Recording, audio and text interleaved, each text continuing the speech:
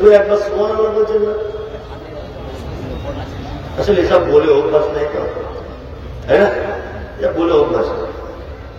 সুবহানাল্লাহ কখন বলবেন? সুবহানাল্লাহর বক্তব্য আলাদা অবশ্য, আমার বলা ভুল হচ্ছে। সুবহানাল্লাহর বক্তব্য আলাদা। সুবহানাল্লাহর বক্তব্য কি? ও বাবারা, মেয়েরা, খালারা, অমুক জায়গাতে একটা আল্লাহর পীর, আল্লাহর ওলি ছিল, 30 বছর গোসল করেনি, বড় বড় তার মুখ, একটা পা গাছের উপরে টাঙানো ছিল, এত বড় আল্লাহর ওলি ছিল, একটি সাগরের পানিকে বোতলের ভিতরে ঢুকিয়ে দিল, রাত মেরে বলছে সুবহানাল্লাহ। এইসব বক্তব্য আমরা সুবহানাল্লাহ। সর্বপ্রথম আমাদেরকে একটা জিনিস বুঝে নিতে হবে যে আল্লাহ সুবহানাহু ওয়া তাআলা বান্দার অপরাধের কারণে পবিত্র আল কোরআনে যত জায়গায় জরিমানার কথা ঘোষণা করেছেন, প্রত্যেক জায়গাতে আল্লাহ সুবহানাহু ওয়া তাআলা দুটি জরিমানার কথা বেশি করে উল্লেখ করেছেন এবং আল্লাহ নবী সাল্লাল্লাহু আলাইহি ওয়াসাল্লাম বেশি করে দুটি জরিমানার কথা উল্লেখ করেছেন। এক, নফল সিয়াম, 2, সাদাকা দান। তার মানে একটা মানুষ তার পাপ থেকে যদি ক্ষমা পেতে চায়, একটা মানুষ যদি তার পাপ থেকে আল্লাহর দরবারে নিজেকে একেবারে সাদা কাগজের মতো করে উপস্থাপন যদি করতে চায়, তাহলে দুটি জিনিসের মাধ্যমে আল্লাহর কাছে পাপকে মিটিয়ে নেওয়া যায় বা পাপকে মিটিয়ে দেওয়া যায়। তার এক, নফল সাদাকা, নফল সিয়াম। সর্বপ্রথম আপনাদেরকে তার দুটো তিনটে দৃষ্টান্ত আমি পেশ করছি। আচ্ছা, আমরা অনেক সময় স্বামী স্ত্রী, বন্ধু বান্ধব, আব্বা মা, ভাই বোন ঝগড়া অশান্তি হলে অনেক সময়তে আল্লাহর কসম করি, করি না? করি। আপনার স্ত্রীর সময় সকালবেলাতে ঝামেলা হয়েছে, আপনি কসম করলেন, আল্লাহর কসম আমি তোর মায়ের বাড়িতে জীবনে যাব না, আপনি কসম করে দিলেন। রাতের বেলাতে এক জায়গায় ছিলেন, একটু প্রেম প্রীতি ভালোবাসা জন্মে গেছে, সকালবেলা উঠে আপনার স্ত্রীকে বলছেন, না রে, যেটা বলেছিলাম ওটা বাদ দে, সব দুজনে চলে যায়। আপনি কিন্তু সকালবেলাতে কসম করেছিলেন, রাতে প্রেম ভালোবাসা হয়েছে, সকালে কসম ভঙ্গ করে শ্বশুর বাড়ি চলে গেল। আচ্ছা বলুন তো, আপনি যে কসমটা রক্ষা করতে পারলেন না, এর জরিমানা আছে না নেই? আছে? কি জরিমানা? প্রথম জরিমানা হচ্ছে 10 জন মিসকিনকে খাদ্য ফেরাতে হবে। এটা যদি আপনি না পারেন, তাহলে 3টে সিয়াম আপনাকে পালন করতে হবে কসমের কাফারা হিসাবে। তাহলে এই ছোট্ট একটি পাপের জরিমানা কি? 10টি মিসকিন খাওয়ানো, আর যদি না পারেন তাহলে 3কে রোজা রাখতে হবে। আপনি হজ করতে গেলেন, শাইখুল হাদিসরা বসে আছেন, আপনি হজ করতে গেলেন, হজ করতে গিয়ে কোন একটা রুকুন আপনার ছুটে গেছে, সাফা মারওয়া সাই করতে ভুলে গেছেন, কুরবানি করতে ভুলে গেছেন, কোন একটা আপনার কাছ থেকে ত্রুটি হয়েছে এবং একটি বড় রুকুন আপনি ছেড়ে দিয়েছেন, এর একটা জরিমানা আছে। কি জরিমানা? জরিমানা হচ্ছে যে মক্কায় থাকা অবস্থায় আপনাকে সাদাকা করতে হবে। হুজুর, মক্কাতে তো ভিখারি টিকারি দেখতে পাওয়া যায় না, উমরার টাইমে ভিখারি দেখতে পাওয়া যায়, পাকিস্তানি বাংলাদেশিরা সব ভিক্ষা করে, কিন্তু হজের মৌসুমে কোন ভিখারিকে টিকতে দেয় না। পুলিশ দেখতে পেলেই তাদেরকে ধরবে। তাহলে মক্কাতে আপনি কোন ভিখারি পাচ্ছেন না, তাহলে কি করবেন? মক্কায় থাকা অবস্থাতে আপনাকে 3টে সিয়াম পালন করতে হবে, আর বাড়িতে আসার পরে আরো 7টি সিয়াম পালন করতে হবে। টোটাল জরিমানা 10টি সিয়াম এবং সাদাকা। জরিমানা কি হল? নফল সিয়াম আর নফল সাদাকা। এইবার আপনাকে বলি, অনেক সময় আমরা না জানার কারণে আমি আমার স্ত্রীকে বলছি, তোমার হাতটা আমার মায়ের মতো,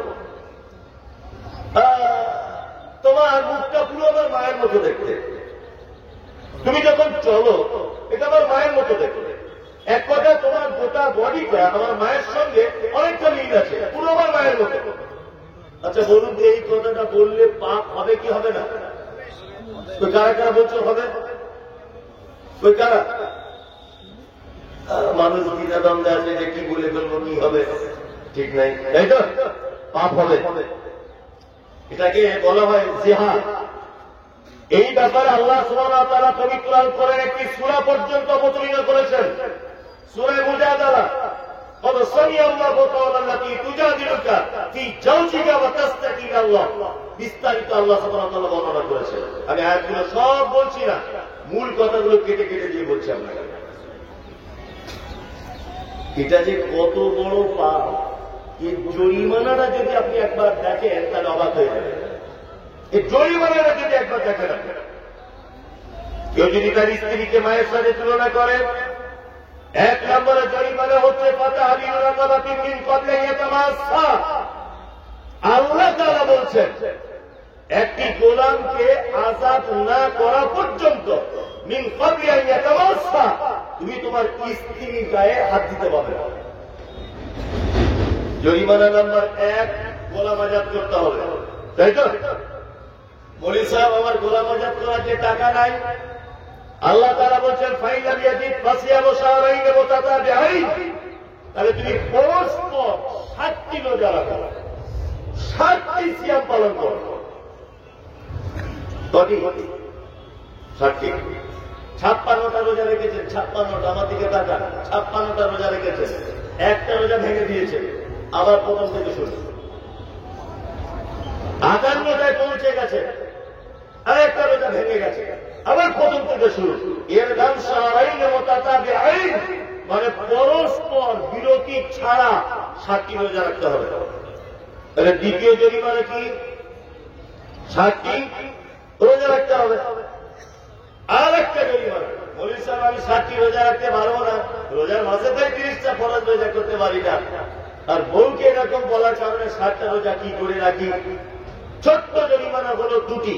আর একটা জরিমানা আল্লাহ তাআলা বলছেন ফাইন লাম ইয়াস্তাতি ফাকিতাবু 60 মিসকিন, তুমি যদি গোলাম আযাদ করতে না পারো, তুমি যদি 7টা সিয়াম পালন করতে না পারো, ফাইন লাম ইয়াস্তাতি ফাকিতাবু 60 মিসকিন, তাহলে তুমি 60 জন মিসকিনকে খেতে দাও।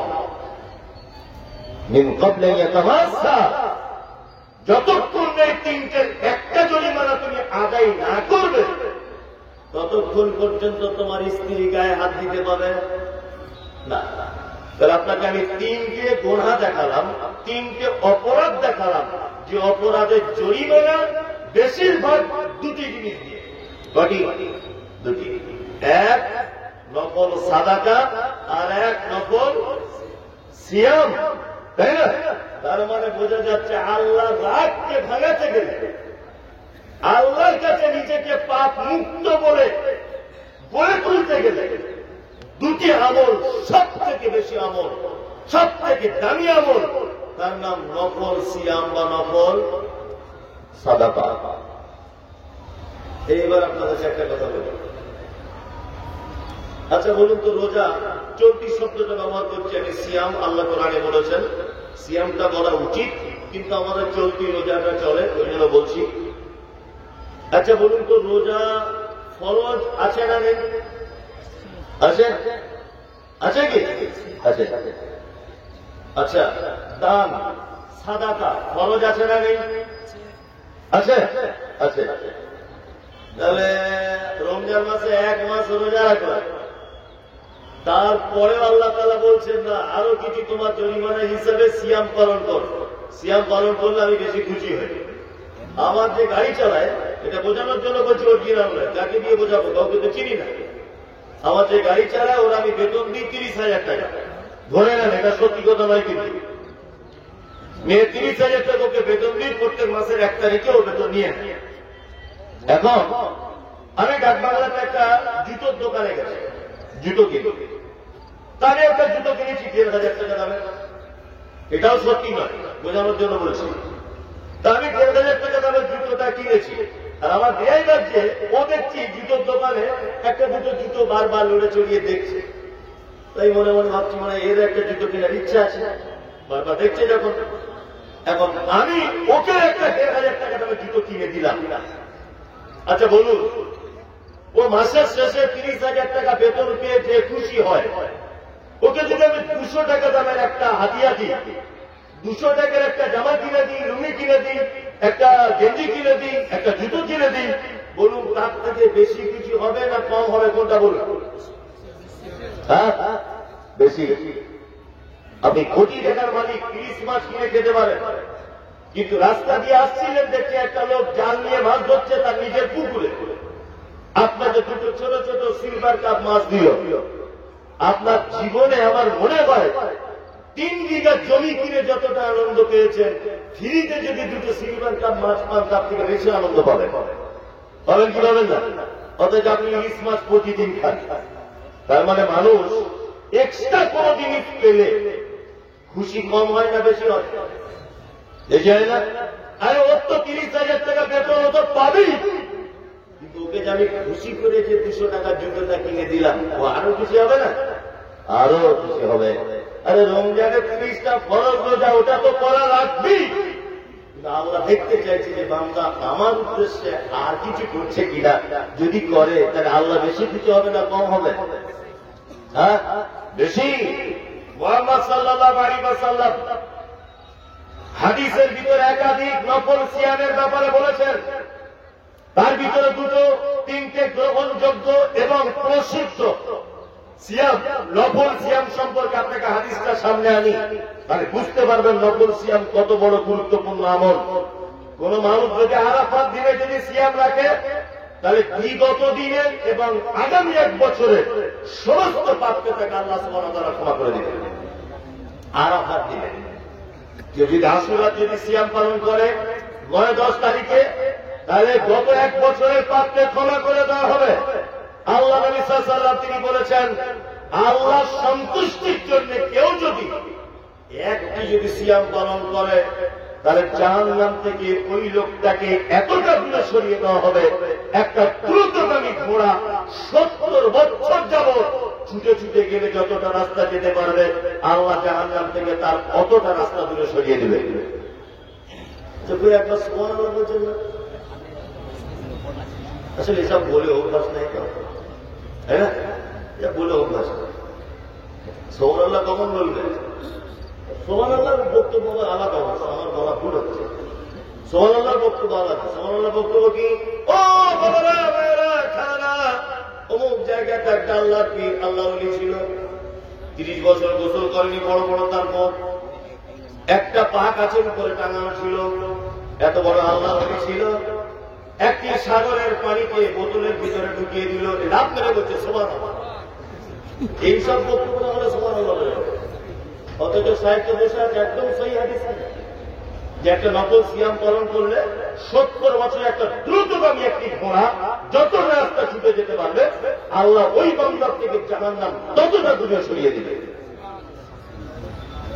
আপনি এখন বলছেন, মানে ফেরেশতারা বুঝতে পেরে গেছে যে আপনি কি চিজ। একটু স্বতঃস্ফূর্ত ভাবে আপনি বলুন, আল্লাহর নামটা তো মুখে নেন, আল্লাহ পবিত্রতাকে মুখে বর্ণনা করুন যে আল্লাহ আমাকে ক্ষমা করার জন্য একটা সামান্য নফল রোজাকে এত বড় ঢাল বানিয়েছেন।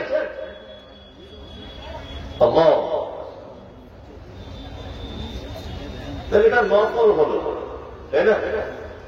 এখন আমাদের দেখবেন বাজারে কিছু পদকা বার হয়েছে, আমি কোন নাম বলে বলছি, হ্যান্ডিরা লিখছে কে, বলছে নূর মোহাম্মদের নকল, বদরুদ্দুজা নাব্বির নকল, বক্তা অমুক সাহেব দেওয়ার হোসেন সাইদিন নকল। তা মনে মনে ভাবছি, বক্তাই যদি নকল হয় তাহলে অরিজিনাল কথা বলবে কি করে? তো নিজেই নকল, মনে মনে ভাবি, তো নিজেই নকল, তো ওর মুখ থেকে কি ভালো কথা বার হতে পারে?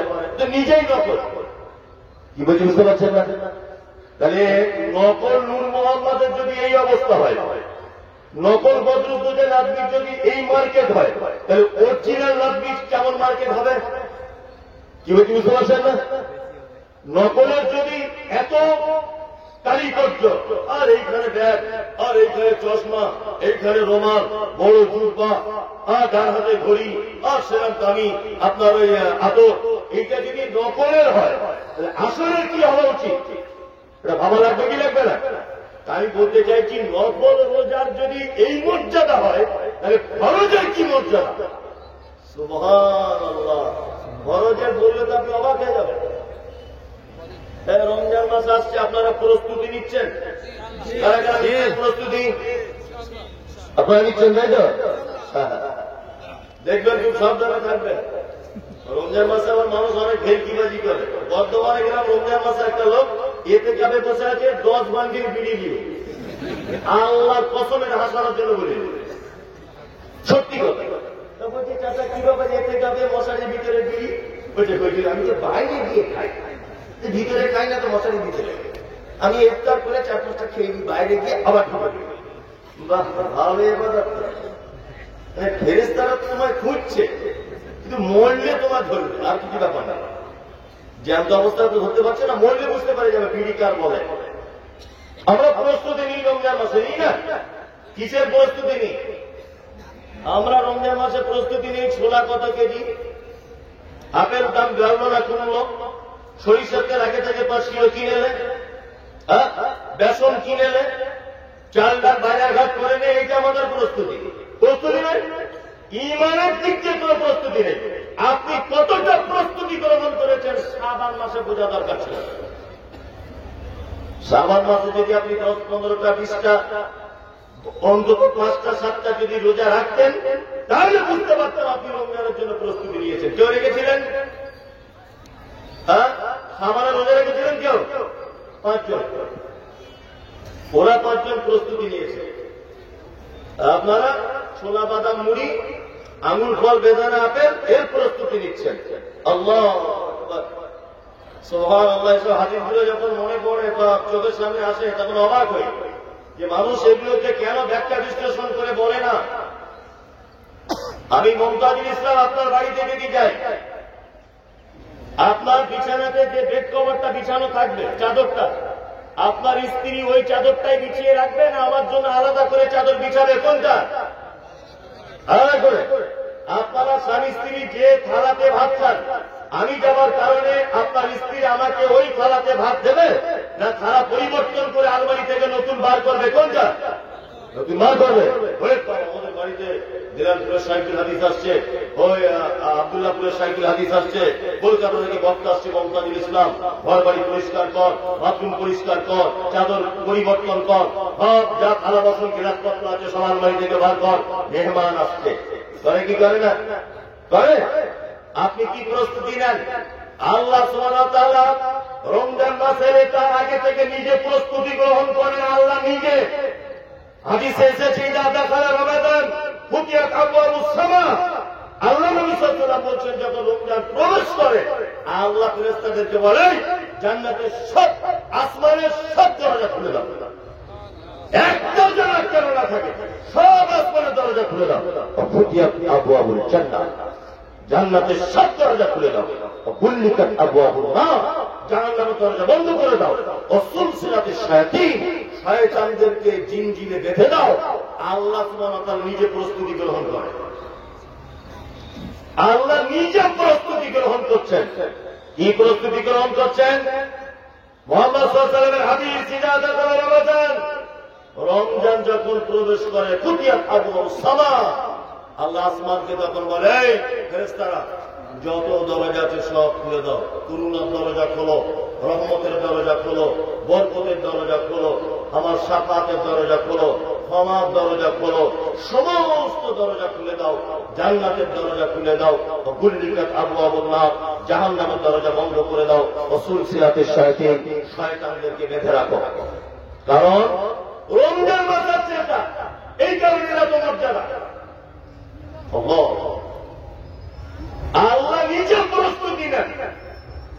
শুধু এই নয়, শুধু প্রস্তুতি নেন তা নয়, আল্লাহ নবী সাল্লাল্লাহু আলাইহি ওয়াসাল্লাম তিনি বলছেন, মান সামা রমাদান ঈমানান ওয়া ইহতিসাবান গুফিরা লাহু মা তাকাদ্দামা মিন যামবি।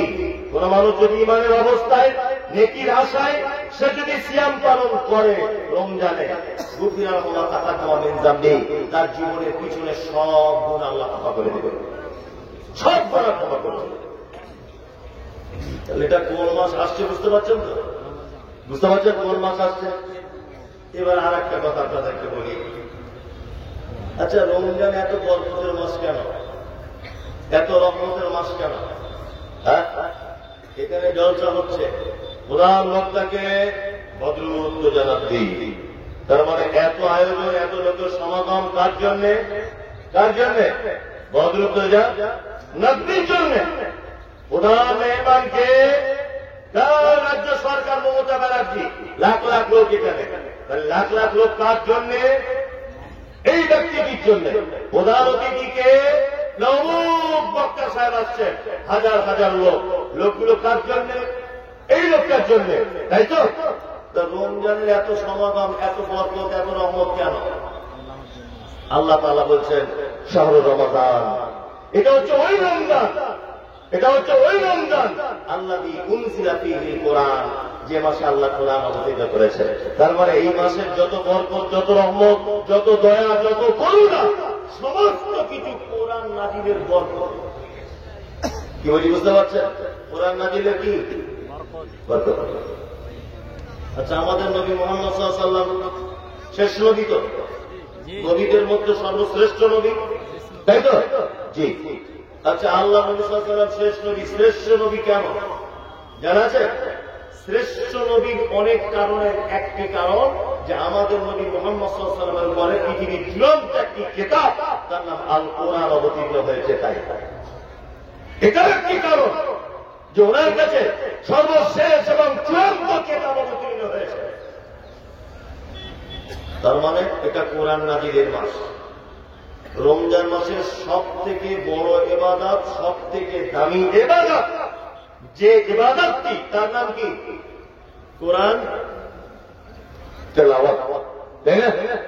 কোরআন তেলাওয়াত কারা করতে পারেন তো? সবাই। কারা কারা? যারা পারে না তারা তেলাওয়াতে ভর্তি হয়ে যাবে, তাই না? রমজানের সব থেকে বড় ইবাদত কি? কোরআন তেলাওয়াত করতে হবে, সব থেকে বড় ইবাদত। আসলে আমাদের প্রতিটা ইবাদত অনুষ্ঠানে পরিণত হয়েছে, অনুষ্ঠান, তাই না? জুম্মার জোহরের সালাত কি ফরজ না সুন্নাত? ফরজ, তাই না? সাপ্তাহিক অনুষ্ঠানে পরিণত করেছে। ইফতারি এটা বরকতপূর্ণ খাবার, তাই না? বরকতপূর্ণ খাবার নয়? রমজান মাসে ইফতারিটা অনুষ্ঠানে পরিণত করে দিয়েছি, দেখি। আর এখন তো রমজান মাস মানে নেতা মন্ত্রীদের আসে ইফতারি, সব জায়গাতে ইফতারি। আর রোজা করুক আর না করুক, একেবারে মাথায় টুপি দিয়ে একদম বসে পড়লো, মনে হচ্ছে এক মাস কি ভুকা ধরে আসে ওর, মনে হয় কি হয় না? অনুষ্ঠানে পরিণত হয়েছে। কলকাতার এক বাবুর মতো, কলকাতা মেচুয়াতে গেছে ফল কিনতে রমজান মাসে, একটা লোককে ঠিক দাঁতন করছে। আমি ভাবছি হয়তো লোকটা সিয়াম আছে, তার কাছে ফল নিলাম, দেখে লোকটা মায়া হলো যে বয়স্ক মানুষ দাঁতন করছে, মানে রোজা আছে, তো এর কাছে ফলটা কিনে 10 টাকা লাভ হলে ওই হলো। ফলটা কেনার পরে দেখছি আমার সিগারেট তা আমি তো আসলে বক্তা, আমি বড় আলেম নয়, আমি এইসব ব্যাপারগুলো খুঁজি, দেখি যে কি করে কি হয়, এগুলো আবার বলতে হবে, মানুষকে জ্ঞান দিতে হবে। সিগারেট টানছে, তাই বলছে বাবু তা রোজা রাখেননি? তা বলছে বাবু শরীর বহুত খারাপ আছে। আচ্ছা আচ্ছা ঠিক আছে, শরীর খারাপ আছে। ফল কিনতে কিন্তু সময় পার হয়ে গেল, ইফতারির টাইম হলো। তবে বাজারে সবাই ব্যবসাদাররা 20-30 জনের তো ইফতার এক জায়গায় করে ব্যবস্থা করে, আমি একটা জায়গায় বসে গেছি ইফতারি করে, ওদের ইফতার আমি বসে গেছি। আমার 2টো লোকের পরে দেখছি ওই লোকটা বসেছে, যে বিড়ি টানছিলেন, সিগারেট। তাই বলছি বাবু কি ব্যাপার, আপনি রোজা করলেন না ইফতারি করলেন? ইফতারের পরে বলছে। তখন ও আমাকে বলছে আপনারাই তো বলেন হুজুর যে সাহারিতে বরকত আছে, ইফতারিতে বরকত আছে, আর রোজাতে আলাদা নাকি, তারাবিতে আলাদা নাকি, ইফতারিতে আলাদা নাকি? রোজার নেকিটা নাই বা নিতে পারলাম, যে ইফতারের নেকিটা তো নিব। ইফতারের নেকিটা কেন বাদ দিব? বিহারি তো, ইফতারের নেকিটা কেন বাদ দিব বাবু? ওই জন্য এই নেকিটা নিচ্ছি। কি বলছি বুঝতে পারছেন? সব অনুষ্ঠানে পরিণত হয়েছে। আল্লাহ আল্লাহ তুমি আমাদের সঠিকভাবে সিয়াম পালন করা তৌফিক দান করুন, আমিন আমিন। এইবার আল্লাহ তাআলা একটা কথা বলছেন, ইয়া আইয়ুহাল্লাযীনা আমানু, তোমরা যারা ঈমানের স্বীকৃতি প্রদানকারী শোনো, কুতিবা আলাইকুমুস সিয়াম, তোমাদের উপরে সিয়াম ফরজ করা হয়েছে, কামা কুতিবা আলাল্লাযীনা মিন ক্বাবলিকুম লাআল্লাকুম তাত্তাকুন, যেমন তোমাদের পূর্ববর্তীদের কাছে সিয়াম ফরজ করা কি হয়েছিল। কেন সিয়াম ফরজ করা হলো? লাআল্লাকুম তাত্তাকুন, যাতে করে তোমাদের ভিতরে আল্লাহ ভীতি, তোমাদের ভিতরে আল্লাহর প্রতি ভয়, এইটা যেন জন্ম হয়, এইটা যেন সৃষ্টি হয়, এই কারণে তোমাদের জন্য সিয়াম ফরজ করা হয়েছে। তাহলে সিয়াম ফরজ করা হয়েছে কেন? ওইটা আবার এমন করছে, এ ভাই তুমি এরকম করো না, লোক সব ওই দিকে দেখছে, ওরা তো কোনোদিন দেখিনি, সব ওই দিকে দেখছে। আপনি আমার দিকে ওদিক কি দেখছে? ও কি বক্তব্য দিচ্ছে নাকি? আপনি আমার দিকে ফিরুন। তাহলে আমাদের জন্য সিয়াম ফরজ করা হয়েছে কেন? কেন? ওই যে ওদিকটা গেছেন সব মিলে গেছেন, আর শয়তানও তো চাইছে কি বলছি, বুঝতে পারছেন? শয়তান কি চাইছে? শয়তানও তাই চাইছে। কোরআন পড়া থেকে শয়তানের থেকে বড় দুশ্মন আর কেউ নেই, আছে?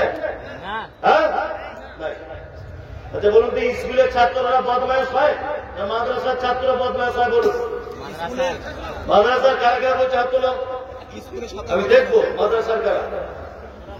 তুলুন না, সত্যিটা তো তুলুন, ভয় তুলছে না, তোমরা সবাই বলছে মাদ্রাসা, তাই না?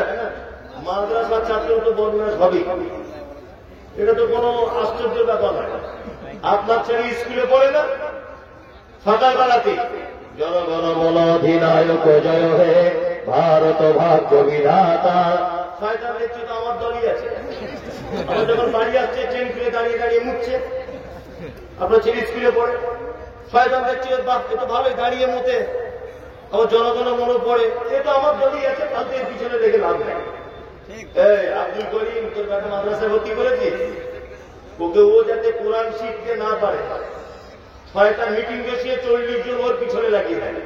আব্দুল করিমের ছেলে দিনাজপুরে ভর্তি হয়েছে, যেমন ওকে মাদ্রাসা থেকে বার করে আনতে হবে, এটা তোদের 40 জনের দায়িত্ব। কারণ ওরা 40 জন ওর পিছনে যদি লেগে যায়, ও আর স্থির থাকতে পারবে? বদমাইশি করবে কি করবে না? তার মানে মাদ্রাসার ছেলে বদমাইশি করে না, ওর পিছনে লাখ লাখ শয়তান লেগে থাকে, ও শয়তানের সাথে যুদ্ধ করে তবে এই পার্টিটা পায়, তার আগে পায়। আর আপনার ছেলে এবিসিডি দাঁড়িয়ে মতে, ওর ব্যাপারে শয়তানের কোনো মাথা খারাপ না। কি বললাম বুঝলেন? এখন যারা মেলাতে ঘুরছে, শয়তান ওদের ব্যাপারে কোনো মাথা খারাপ নাই, ওদের মাথাতে পেচ্ছাপ করছে শয়তান, আর বলছে বাচ্চারা তো আমাদের দলই আছে, মেলা দেখছিস, আরে বোকাগুলি ওখানে বসে কোরআন শুনছে, চল একটু ওইদিকে রাইটের দিকে দেখিয়ে দিই, এই যে চোখটা ওদিকে দিয়ে দিল, আপনি ভুলে গেলেন সাথে সাথে।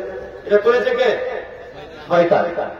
শয়তান। ওই জন্য আল্লাহ সুবহানাহু ওয়া তাআলা বলেছেন, ফাইযা কারাতাল কুরআন ফাস্তাইয বিল্লাহি মিনাশ শাইতানির রাজিম, কোরআন পড়ার আগে অবশ্যই শয়তানের কুমন্ত্রণা থেকে আল্লাহর দরবারে আশ্রয় প্রার্থনা করো। পৃথিবীতে কোন আমল আউযু বিল্লাহ দিয়ে শুরু করার পদ্ধতি নেই। নামাজ আউযু বিল্লাহ দিয়ে শুরু করা যায় না, সিয়াম আউযু বিল্লাহ দিয়ে শুরু করা যায় না, দান সাদাকা আউযু বিল্লাহ দিয়ে করতে হয় না, কিন্তু কোরআন তেলাওয়াতের আগে আউযু বিল্লাহ পড়তেই হবে। বাধ্যতামূলক। আল্লাহ কোরআনের কথা বলেছে, কারণ কোরআন পড়ার, কোরআন শোনার সব থেকে বড় শত্রুকে যে কথা বলছিলাম সেটা হচ্ছে এই, আল্লাহ তাআলা বলছে তোমাদের জন্য সিয়াম রোজা ফরজ করেছি এই কারণে যাতে তোমাদের ভিতরে আল্লাহ ভীতি তৈরি হয়। কি হয়? আল্লাহ ভীতি। এবার একটা যুক্তি দিয়ে কথা বলছি, মগজে নেওয়ার চেষ্টা করবেন। নাম্বার 1, পৃথিবীতে যত আমল আছে প্রত্যেক আমল বাহ্যিক দৃষ্টিতে বা সেই লোকটাকে দেখে বোঝা যায় যে এই লোকটা ওই আমল করে। বোঝা যায় কি? যে নামাজ পড়ে, আমি নামাজ পড়ি, আমার এখানে হালকা একটু কালো দাগ আছে, তাহলে এইটা দেখে অন্তত বোঝা যাবে আমি একজন নামাজি। বোঝা যাবে কি যাবে না? যাবে। আবার কারো কারো এই জায়গাটায় ঘাটা পড়ে যায়, ওকে দেখে বোঝা যায় যে নামাজি। বোঝা যায় কি যায় না? কেউ হজ করেছে, হজ করার বৈশিষ্ট্য কি? লোকে সবাই হাজি সাহেব বলে ডাকে, বড় পাঞ্জাবি, আবার কেউ কেউ জানে না তসবি কিনে আনে, মক্কা থেকে খেজুর আনে, মদিনা জমজমের পানি আনে, তাহলে ওকে দেখলে বোঝা যায় ও হাজি সাহেব। বোঝা যায় কি যায় না? যায়। দাতা দান করে, দান করে কি ইবাদত না? এইটা তো বোঝা যায়, এটা তো কি বোঝা যায়। আমাদের তো আমার দান করার ঢং আলাদা। 20,000 টাকা দিয়েছে, তা বক্তা ওর নাম বলতে ভুলে গেছে, ওইখানে দাঁড়িয়ে আবার ঘুরিয়েছে, বলছে নামটা বলুন, নামটা আমরা 20,000 টাকা দিলাম, নামটা বলুন, ঘোষণা করুন। তো ও তখন দোয়া করছে, ছবি কোনো নামটা তোমায় গ্রামে বাড়ি, জান্নাত দাও তুমি অতি তাড়াতাড়ি। খুব দোয়া শুরু করেছে, বাবা ঘুরিয়েছে, বলেছে সত্যি আপনার আলের মানুষ এত ভুল করে, কি হলে তারা কি হলো? আরে আলহাজ ছবি করবেন, 4টা হজ করেছে, এমনি ছবি করে বলে দিচ্ছ। এই যে একটা ঢং গেল, আর একটা ঢং কি, বক্তারাও খুব ঢং। 20 টাকা দিচ্ছে, তার দুয়া প্যান্ডেলের ভিতরেই দিচ্ছে, 2000 দিচ্ছে প্যান্ডেলের উপরে ছেড়ে দিয়ে পালিয়ে আসছে। তো 20,000 দিচ্ছে, তা বক্তা এমন দোয়া করছে যে জান্নাতে মনে হয় জায়গায় ওকে ঢোকাতেই হবে, যেমন হোক করে। আরে জায়গায় নেই, আমরা যেমন হোক করে ব্যবস্থা করে দাও, 20,000 টাকা না আল্লাহ আকবার, অমুক তমুকের বাপ মা ওর পুষ্টি সমেত সব জান্নাতে দিয়ে দাও। অথচ টাকা দিয়েছে কোন মাল? লটারিতে করেছিল যে মাল। বক্তা তো জানে না, এত ফেরদাউস পর্যন্ত পৌঁছে দিয়েছে। আর ও ভাবছে তাহলে আমার বাপ মা মানে এত কিনা কবরে নাই, সব ঢুকে গেছে। কি বুঝতে পারছেন? আল্লাহ, এটা একটা ঢং। তার দান বাহ্যিক দৃষ্টিতে দেখতে পাওয়া যায়, যায় কি যায় না? যায়। পৃথিবীতে একটি মাত্র ইবাদত আছে, যে ইবাদত বাহ্যিক দৃষ্টিতে বোঝা যায় না। এই ইবাদতটা শুধুমাত্র আল্লাহরই ভয়ে করা লাগে। সমস্ত ইবাদত ডুপ্লিকেট চলে। ডুপ্লিকেট যদি বলছেন ইবাদত ডুপ্লিকেট চলে। সারা জীবন মদ খেলো, গাঁজা খেলো, লটারি কাটলো, আর বেড়াকে ব্যবসা করলো, কয়লা চুরি, পাথর চুরি, সব কাজে ওর নাম ছিল। বুড়ো বয়সে কাজকর্ম কম, টাকা বেশি আছে, আমাকে ফোন করে বলছে মলি স্যার আপনার ট্রাভেলস থেকে হজে নিয়ে যাবার ব্যবস্থা? হ্যাঁ আছে। বলছি এবারে হজে যাবো, নিয়ত করেছি। হজ করে বাড়ি চলে এলো, নাম হলো হাজি সাহেব। কি বললাম বুঝলেন না? সারা জীবন ইনকাম হারাম। একটা কথা বলি, নামাজ পড়ে না লোকটা, বিআই এসেছে বাড়িতে, বিআই 5 ওয়াক্ত নামাজি। এখন বিআই তো মসজিদে যাবে, এ লজ্জায় তখন বলছে কই গো সাবিনার মা, হ্যাঁ পাঞ্জাবিটা বার করে দাও, আর থাকা যাবে না, বিআই এসেছে যাচ্ছে, আমাকেও যেতে হবে। তাহলে এটা ঢং চলে, ডুপ্লিকেট চলে। একদিনের ঢং করে নামাজ পড়ে, বলে কি বলে না? ইফতারি ঢং করে করা যায়। সিয়াম রোজা এমন একটি ইবাদত, যে ইবাদতটা শুধুমাত্র আল্লাহর ভয় করতে হয়। তার একটা দৃষ্টান্ত বলি, সাহারি খাওয়ার পর থেকে ইফতারি পর্যন্ত পানি খাওয়া যাবে? পানি, ভাত, বিড়ি, এমনি মাছও যাবে না, কিছুই খাওয়া যাবে না, তাই তো? মিথ্যা কথা বলা যাবে রোজা রাখতে রাখতে? গালাগালি দেওয়া যাবে না? যাবে না তো? যাবে না। এবার আপনাকে একটা কথা বলছি, বাথরুম ঘরে আপনি গোসল করতে গেছেন, বাথরুম ঘরে গোসল করতে যাওয়ার সময় আপনার সঙ্গে কেউ যায় না, যায়? আপনি যদি তখন খুব পিপাসা লেগেছে, এক ঢোক পানি যদি টপ করে যদি গিলে নেন, আচ্ছা বলুন তো কেউ দেখতে পাবে? হবে?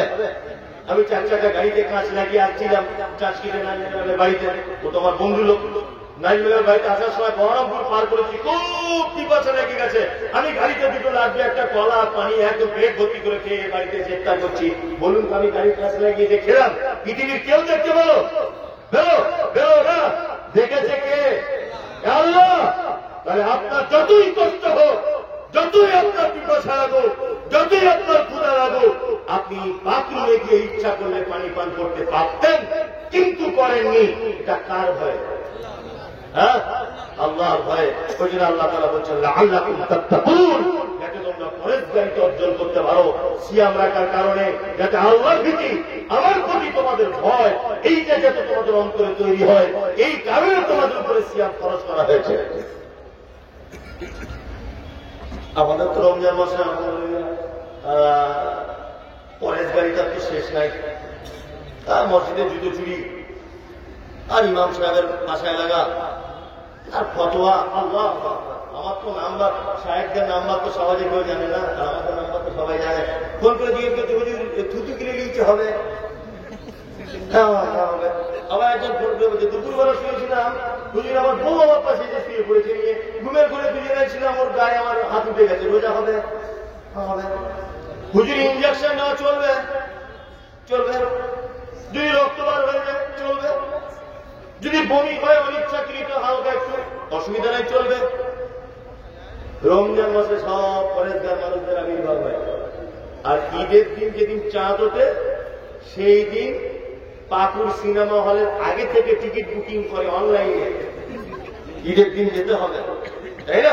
মানে বড় পরেশগার লোক এবার সিনেমা হলের প্রথম কাতারে থাকবে। এটা আমাদের বাস্তব চিত্র না অবাস্তব? বাস্তব না? বাস্তব। রমজান মাসে মানুষ কত ইবাদত, আল্লাহু আকবার, মানে ওর মুখে আল্লাহ ছাড়া কোনো কথা নাই। আর এইখানে একটা দাঁতন, এইখানে একটা দাঁতন, মানে ভাঙের শেষ নাই। আপেল, বেদানা, আঙুর, মানে পাঞ্জাবি খোলে না, অটোমেটিক শর্মা আতর, মানে একদম আল্লাহ রবি আব্দুল কাদের জেলানি। যে ঈদের নামাজ শেষ, যে শয়তান সেই শয়তানি আছে, পরিবর্তন হয়ে যায়।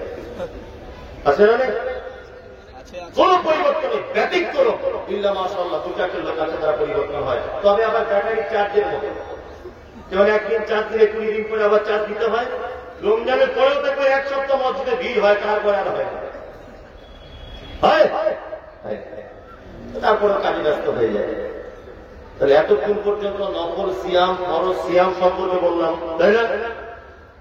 এইবার আপনাদেরকে নফল সাদাকার ব্যাপারে কয়েকটা চমৎকার হাদিস এবং কোরআনের আয়াত বলে দিই। এক, আচ্ছা না, কিছু দান আছে যে দান বা সাদাকাটা ফরজ, সেটা কি? যাকাতুল ফিতর, এটা কি বাধ্যতামূলক। আর আপনার সংসার চালানোর পরে যে টাকাটা জমে গেছে 2-4 লাখ টাকা বাৎসরিক, তার 2.5% আপনাকে টাকা দিতে হবে। এটা সুন্নত না ফরজ? হ্যাঁ, ফরজ, এটা দিতেই হবে, তাই না? নাম্বার 2, আর একটা দান আছে যেটা নফল বা সুন্নত, সেটা কি? সংসার চালানোর পরে, ইলেকট্রিক বিল দেওয়ার পরে, স্কুলে বাচ্চার বেতন দেওয়ার পরে, স্ত্রীর শাড়ি জামা কাপড় কিনে দেওয়ার পরে 500 টাকা আপনার কাছে আছে। এই 500 টাকা থেকে 20 টাকা দিলামপুর মাদ্রাসায় দিলেন, এটার নাম নফল সাদাকা বা নফল দান। আচ্ছা, সাদাকার দান এক না আলাদা? বলুন না, যারা থাকলে বলুন, যারা থাকলে বলুন। আলাদা, তাই তো? মানে এটা আসলে আমাদের কেউ বলেনি নাকি জানি না। আরবিতে বলে সাদাকা, বাংলায় বলে দান। যার নাম লাউ তারই নাম কদু। কি বলছি, বুঝতে পারছেন? যার নাম সাদাকা তার নাম কি? দান।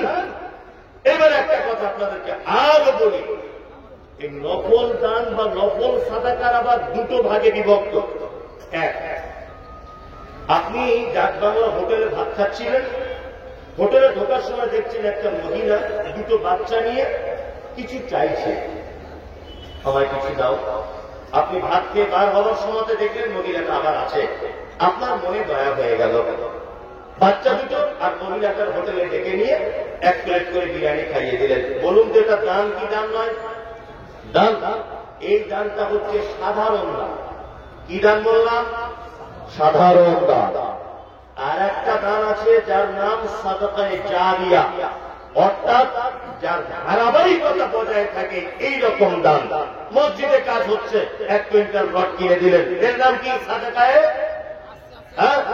জারিয়া। আমরা সাদকা জারিয়া করি কি করি না? করি। এইবার একটা কথা আমি বলবো, সাহেবরা বসে আছেন, ভুল হলে অবশ্যই আপনারা আমাকে নক করবেন। আপনাদের ছাত্রের যোগ্যতা আমার নেই, তারপরে বলছি, এটা আমার গবেষণা, এটা আমার চিন্তা ভাবনা, এটা আমার খুব বেশি করে ভাবনার কথা আপনাদেরকে বলছি। সাদকা জারিয়ার ব্যাপারে এটা একটা গোপন তথ্য, এর আগে কে বলেছে জানি না, আমি বলছি, আপনি শুনুন। এক, সাদকা জারিয়ার ব্যাপারে আমাদের দুটি জিনিস মাথায় রাখতে হবে। কটি জিনিস? হ্যাঁ, দুটি জিনিস। নাম্বার 1, একটা ছেলের পাতলা পায়খানা হচ্ছে, মারাত্মক পাতলা পায়খানা 15 বার হয়েছে। 16 বারের মাথা তো মাঠে পায়খানা করতে গেছে, এখন একটা বিষাক্ত সাপ ওর পাছাতে কামড়ে দিয়েছে। পায়খানা করতে করতে আগলা হয়ে বসে আছে লুঙ্গিটা খুলে, আর ওই সময় পাছাতে সাপ কামড়ে দিয়েছে। এখন ছুটে ছুটে বাড়িয়েছে, মরে গেলাম মরে গেলাম মরে গেলাম। কি হলো? যে সাপে কামড়েছে। তখন আমি ডাক্তার, মমতাজুল ইসলাম আমার ডাক্তার। তা ওর মা আমার কাছে নিয়ে এসছে। আচ্ছা বলুন তো, আমি যদি অরিজিনাল ডাক্তার হই তাহলে পাতলা পায়খানার ওষুধটা আগে দেব না সাপে কাটার ঔষধটা আগে দেবো? কোনটা?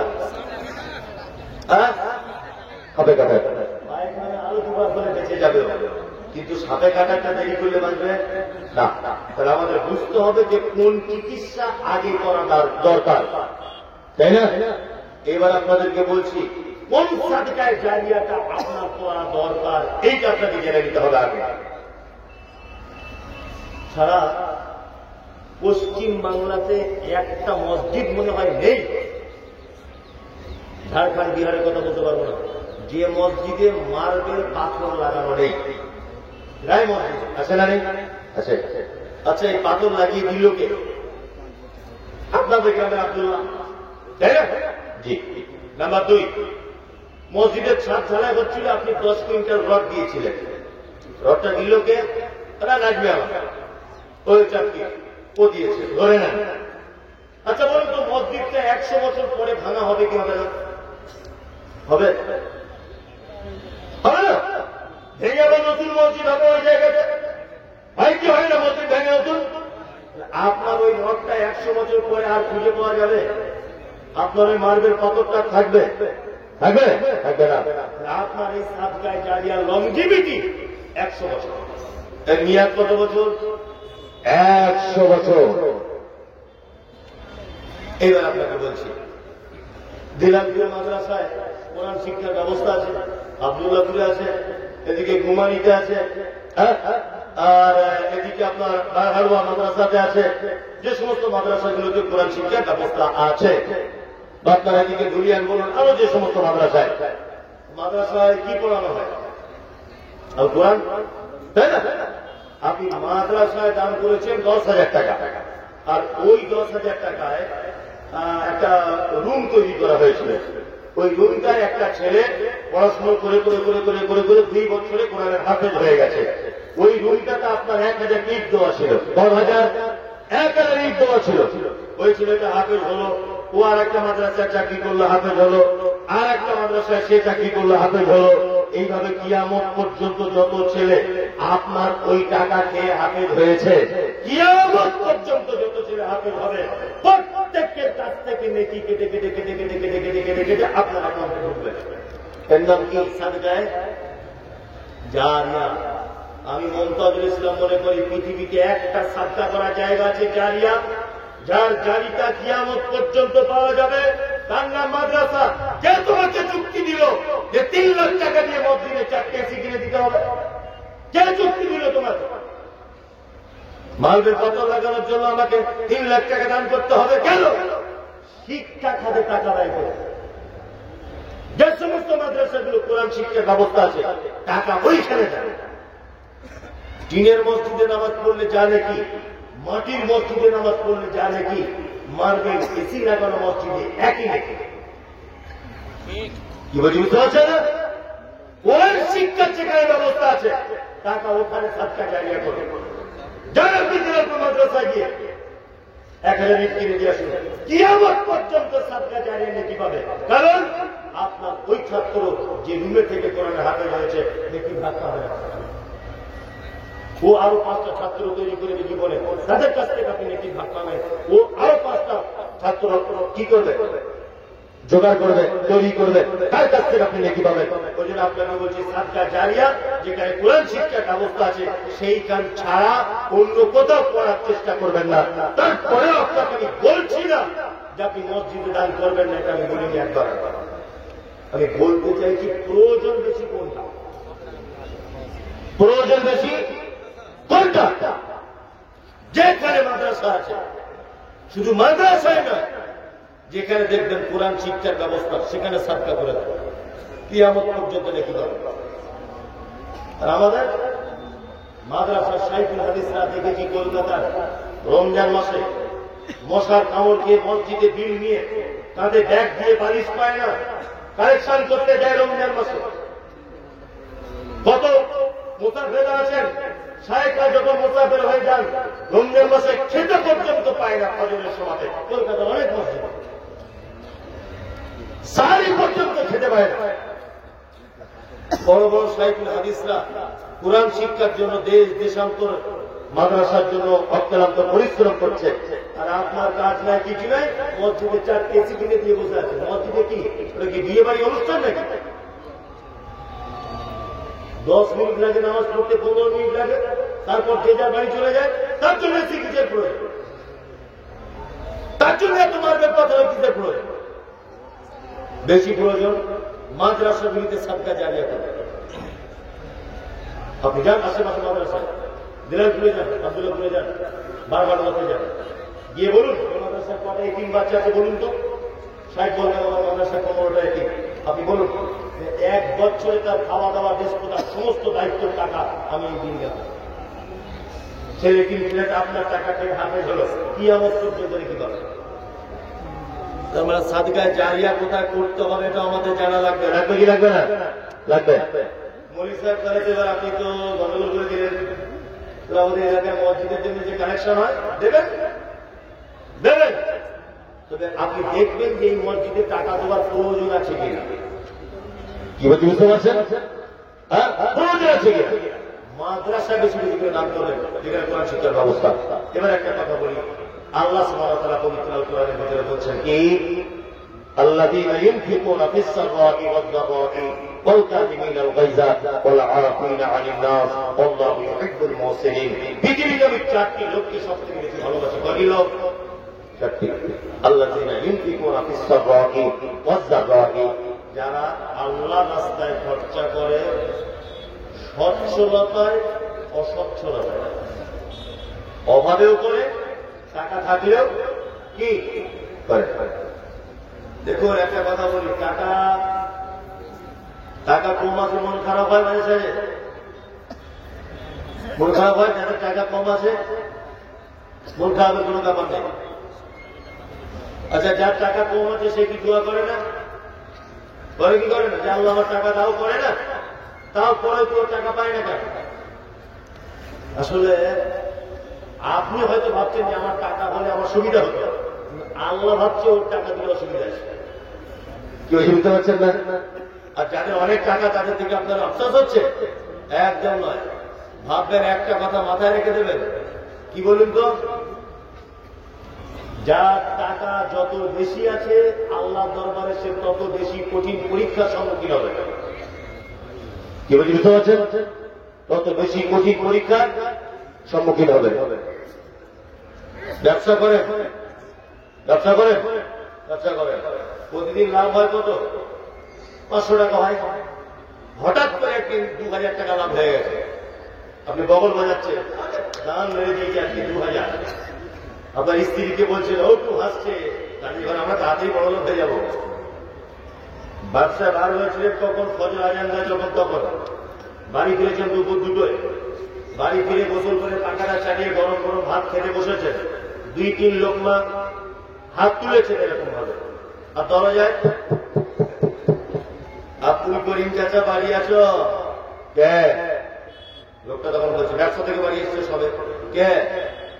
না, সোলেমান বলছিলাম গো, আমার বাড়ি হাড়োয়াতে। কি হয়েছে? মেয়ের বিয়ের জন্য এসেছি, আমি 2 চোখে দেখতে পাই না, অন্ধ। ও তখন ভাত খেতে গেল, টাইম জ্ঞান নেই তোমাদের কোনো। ভাত খেতে বলতে দিয়ে তুমি চলে এলে, জ্ঞান বুদ্ধি নেই। সেদিন লাভ হয়েছিল কত? 2000। আল্লাহ বলছে ওকে ধমকি দিয়ে ফেরত দিলি, বোকা কথা গাড়ে। প্রতিদিন তোকে 500 করে দিচ্ছিলাম, আজকে 1000 টাকা দিয়েছি কেন? 3 জন অন্ধ, 2 জন খোড়া, 1 জন অচল, যাদের থেকে পরিশ্রম করে খাওয়ার ক্ষমতা নেই। এই 4-5 জনা রুজি তোর কাছে দিয়েছি এক্সট্রা করে। আর তুই যে খেতে বসবি আর ওরা ওদের কাছে টাকাটা নিতে আসবে, তুই যদি ওদের টাকা না দিস তারপরের দিন ব্যবসার পুঁজি পর্যন্ত আউট করে দেবো, আমি আল্লাহ এটা পাই না। পারে কি পারে না? হঠাৎ করে 200 টাকা লাভ হয়ে গেছে বলে বদল বাজাতে যাবেন না। ভেবে নেবেন এই 200 টাকাতে মনে হয় কোন অন্ধ মানুষের খাওয়ার আছে। প্রতিদিন 300 করে হয়, আজকে কেন 500 হলো। নিশ্চয়ই কোন অভাবী মানুষের রুজি আল্লাহ আমার কাছে দিয়ে দিয়েছে, এখন যেতে আমার কাছে চাইবে। আর সত্যিও হয় তাই, হয় না? সত্যিও হয় তাই। কত টাকার মালিক আপনি হয়েছেন? কত টাকা? বেঁচে থাকা যাবে না। ওই জন্য আল্লাহ তাআলা বলেছেন, ভালোবাসি তাদের যারা বিপদে থাকুক, মুসিবতে থাকুক, গরিবে হারাতে থাকুক, ধনী হারাতে থাকুক, যে কোনো হারাতে থাকুক। কাছে কেউ যেত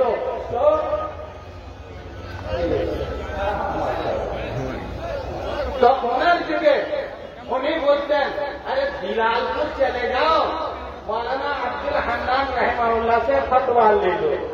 तो भाई আজ আমরা হচ্ছে কি যে যাকে তাকে জিজ্ঞাসা প্রথম নম্বরে দেখবেন, আমি যদি দিনদার পরহেজগার তাকওয়াশিয়ার তাহলে আমাকে জিজ্ঞাসা করবেন। কোন আলেম এখানে বলতে পারে না যে কোরআনে লেখা আছে যে বড় আলেমকে জিজ্ঞাসা করবে, কোন জায়গায় লেখা। যদি লেখা আছে তো ফাসআলু আহলা যিকরে, ফাসআলু আহলা যিকরে, জিকিরওয়ালা দিনদার পরহেজগার তাকওয়াশিয়ার। আজ হুট করে ফতোয়া দিচ্ছে, নামাজের ঠিকান নাই, রোজার ঠিকান নাই, জমানের ঠিকান নাই, তার আমলের ঠিকান নাই, তাকওয়া তাহাজ্জুদের ঠিকান নাই। ভাই বন্ধুগণ, বেশি কথা বলবো না, এটা একটি কথা আপনাদের সামনে রাখলাম। সুযোগ হলে আজ আশা রেখেছি যে 10 থেকে 15 মিনিট দু একটি কথা আপনাদের সামনে পেশ করব। এখন আমাদের সামনে মাইকে আনতে চাই আমার ফাজিলে আজিজ, মাশাআল্লাহ, যে বক্তা, যে খতিব আল্লাহর তরফ থেকে সবাই বলে পাই না। আল্লাহ যাকে ইচ্ছা করেন, মান ইউরিদিল্লাহু বিহি খায়রান ইউফাক্কিহু ফিদ্দীন, অর্থাৎ আমার ফাজিল আজিজ মৌলানা মুমতাজুল ইসলাম সাহেব এখন মাইকে আসছেন। মৌলানা আপনি মাইকে আসুন। আপনি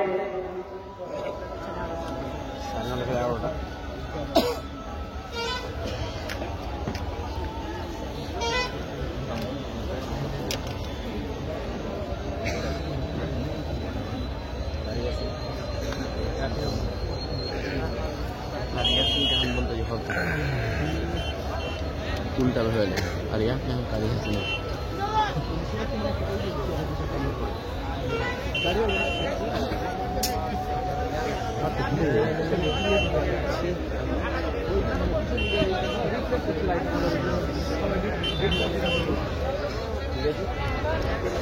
mic dah aja.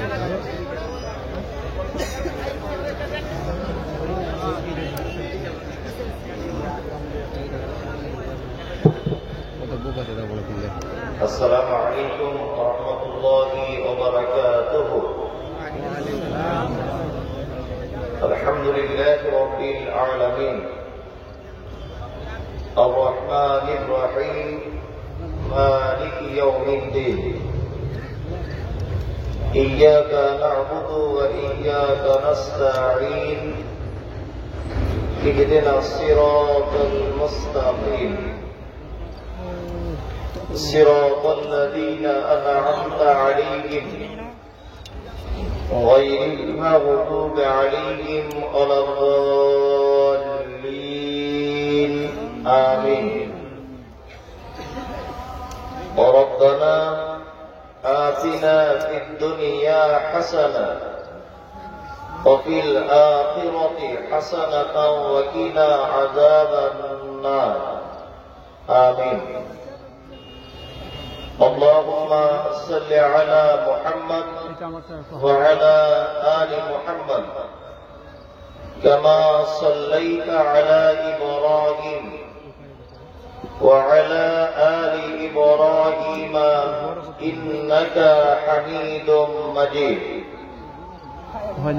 اللهم بارك على محمد وعلى آل محمد كما باركت على إبراهيم وعلى آل إبراهيم إنك حميد مجيد آمين رب اشرح لي صدري ويسر لي أمري واحلل عقدة من لساني يفقه قولي وقال الله تعالى أعوذ بالله من الشيطان الرجيم يا أيها الذين آمنوا كتب عليكم الصيام كما كتب على الذين من قبلكم لعلكم تتقون وقال الله تعالى الذين ينفقون في السراء والضراء والكاظمين الغيظ والعافين عن الناس والله يحب المحسنين আজকের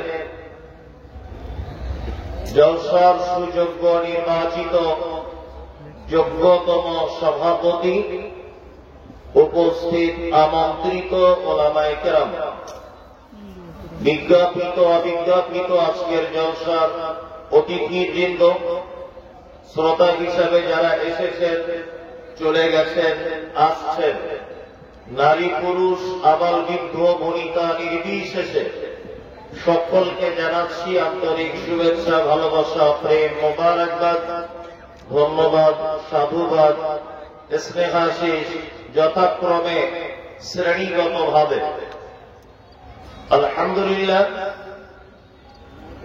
মানে আমি ঝাড়খণ্ডে অনেক প্রোগ্রাম করেছি, কিছু কথা না বললেই মনে হয় অসম্পূর্ণতা থাকে। মানে এত মানুষের সমাগম আর এত সুন্দর পরিবেশ, আমার মনে হয় আজকে আমার ঝাড়খণ্ডে ফার্স্ট টাইম আলহামদুলিল্লাহ। আর আরো অন্যান্য জায়গায় প্রোগ্রাম হয়, তবে এত মানুষ দেখতে পাওয়া যায় না। আজকে একটি ব্যতিক্রম প্রোগ্রাম। আমি পবিত্র গ্রন্থ মুকুট আল কোরআনুল কারীমে সূরা বাকারা 183 নম্বর আয়াত আপনাদের সামনে পরিবেশন করেছি। সূরা আল ইমরানে 132 নম্বর আয়াত আপনাদের সামনে তেলাওয়াত করেছি। এই আয়াত দুটিকে সামনে রেখে আনুষঙ্গিক কিছু কথা বলার জন্য বিশ্ব বরেণ্য নেতা জনাবে মুহাম্মদ রাসূলুল্লাহ সাল্লাল্লাহু আলাইহি ওয়াসাল্লামের চরিত্র বিজ্ঞান থেকে কিছু কথা সামনে এনে দুটি ছোট্ট ছোট্ট বিষয়ের উপরে আলোচনা করব ইনশাআল্লাহ। একটি হচ্ছে নফল সিয়াম আর একটি হচ্ছে নফল সাদাকা। এই দুইটি বিষয় আমি একটু একটু করে আলোচনা করব খুব অল্প সময়। যদি বলছেন যে এটা শাবান মাস চলছে, রমজানের ব্যাপারে আলোচনা করলে ঠিক ছিল, সাদাকার ব্যাপারে বলার প্রয়োজন কি?